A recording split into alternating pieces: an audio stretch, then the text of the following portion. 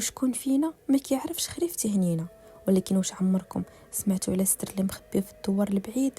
في واحد الدوار بعيد كاين واحد البير قديم في راس الغابه. البير كان غريب، واخا كان كيكون الصيف قاصح هو ديما عامر بالماء البارد.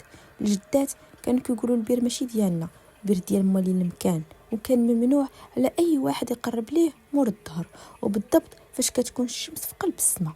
حمو كان واحد الولد متمرد ما كيتيقش بهاد الهضره.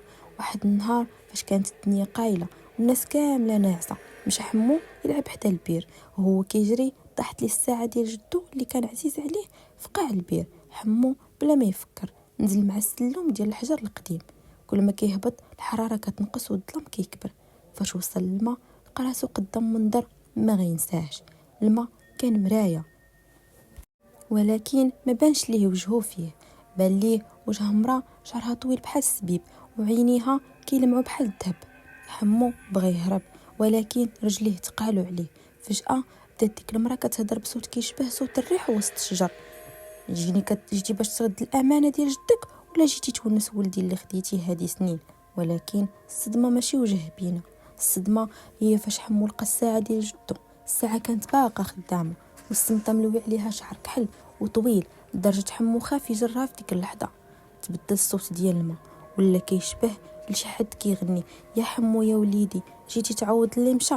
حمو تفكر باللي عمو اللي غبر هادي 20 عام كان سميتو حمو حتى هو. واش بينا غلطات في الشخص ولا كانت كتستناه يكبر باش تاخدو؟ تما عرف باللي بينا ماشي خرافه، وباللي البير هو باب لعالم اخر، حيت كان كيسمع صوت ضحكه اخرى. دري صغير جايه من ورا حيوط البير. هبينا مدت ليه يديها، يد بارده بحال الثلج، وقالت ليه: خرج وقول لجداتك السر اللي في البير يبقى في البير.